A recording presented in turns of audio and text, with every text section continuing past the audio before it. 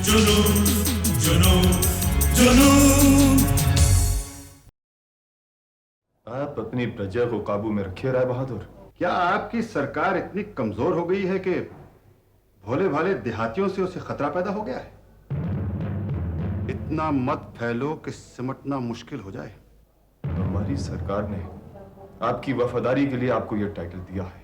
मैं धुतकारता हूं इस टाइटल को, इस खिताब को।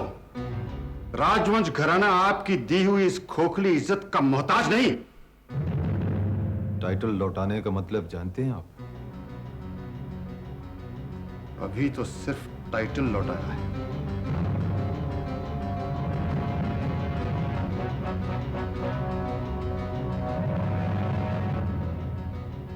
आपको एक छोटी सी रियासत के हाकिम होने पर इतना घमंड क्यों है?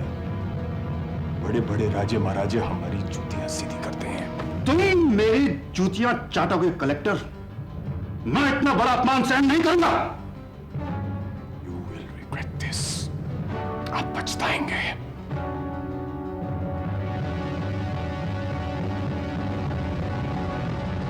कॉन्सेंट्रेट तो करना पड़ेगा।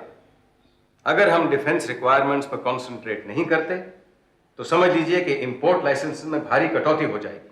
हाँ, मगर इस काम के लिए मशीनों को रिनोवेट करना पड़ेगा और मेरे ख्याल से यह काम इतनी जल्दी मुमकिन नहीं है। इसके लिए वक्त चाहिए। आप अमन के जमाने की बातें करते हैं लाला जी। ये जंग का दौर है। This is war time. मैं आपके साथ पूरी तरह सहमत हूं। अगर हम ऐसा नहीं करते तो इस दौर में भी हम पीछे रह जाएंगे और फिर सरकार की भी यही मर्जी है। अरे भाई, हम किस किस की मर्जी देखें? मजदूरों की यूनियन की हमदर्दी आजादी के आंदोलन के साथ है। नेता नहीं चाहते कि इस जंग में हम किसी तरह की मदद करें। मुझे तो दिखता है कि इसमें घाटा ही घाटा है। Please leave that to me. जब तक मैं इस कंपनी का चेयरमैन हूं, नफा नुकसान की सारी जिम्मेदारी मेरे सर है।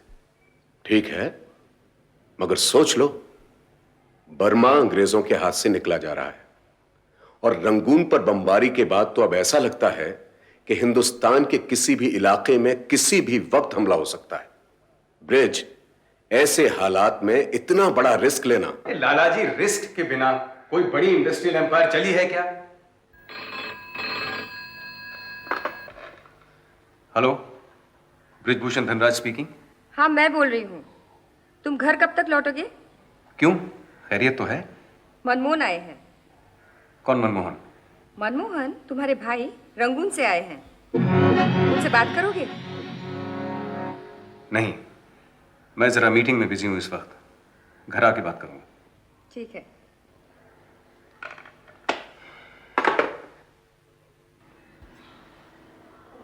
क्या बताऊं अनु भाभी, सब कुछ पल भर में उजड़ गया।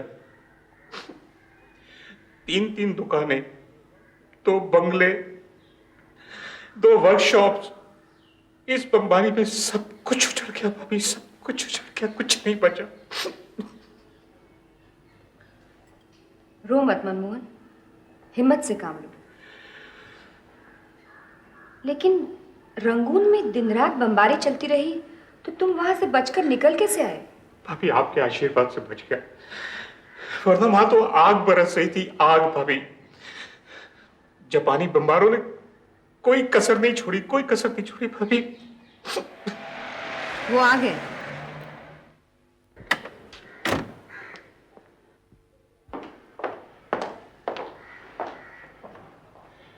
भैया, भैया, भैया, मुझे माफ कर दो भैया। मैंने आपकी बात नहीं मानी, अपना देश छोड़कर पराये देश में ठोकरें खाने के लिए चला गया भैया। मैं तबाह हो गया हूँ, बर्बाद हो गया हूँ भैया।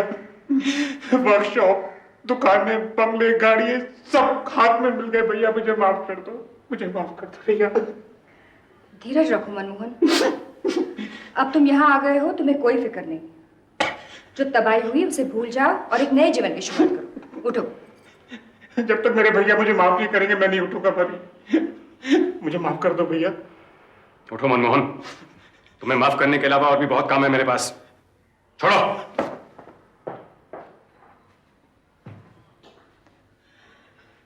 भाभी, मेरे भैया ने मुझे माफ कर दिया ना, तुम चिंता मत करो, मैं उन्हें समझा दूंगी।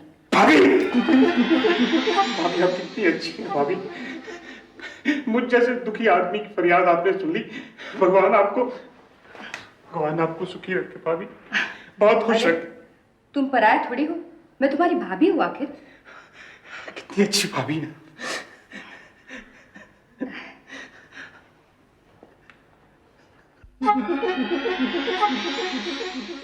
मनमोहन, तुम्हारी भाभी भोली है। वो तुम्हारी बातों में आ सकती है, लेकिन मैं तुम्हारी रग रग से वाकिफ हूं। मुझे मालूम है वहां रंगून में तुम्हारे पास कितनी दुकानें थीं, कितने वर्कशॉप थे, कितने बंगले थे। भैया आप मेरा यकीन मानिए, मैं आपसे मनमोहन, गलत। तुम्हारे रंगून भाग जाने के बाद मैंने तुम्हारा लाखों रुपए का कर्ज चुकाया है। मैंने तुम्हारी हमदर्दी की खातिर नहीं, तुमसे अपना पीछा छुड़ाने के लिए। मां ने भी तुम्हारी हरकतों से तंग आकर तुमको तुम्हारा हिस्सा देकर अलग कर दिया, और वो सारा पैसा तुम अपनी रंग रलियों में उड़ा चुके हो। भैया आज मैं सड़क पे हूं, अगर आपने मेरी मदद नहीं की तो मैं कहां जाऊंगा। मेरी बदहाली तो होगी, आपकी बदनामी भी तो होगी।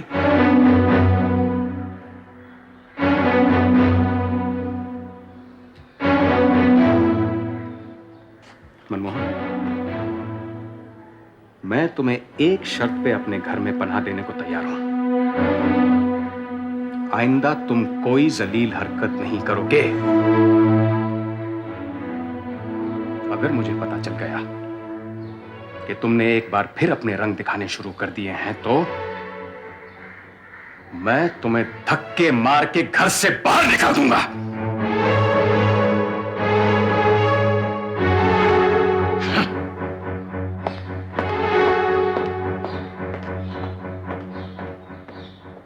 अच्छी जबरदस्ती है।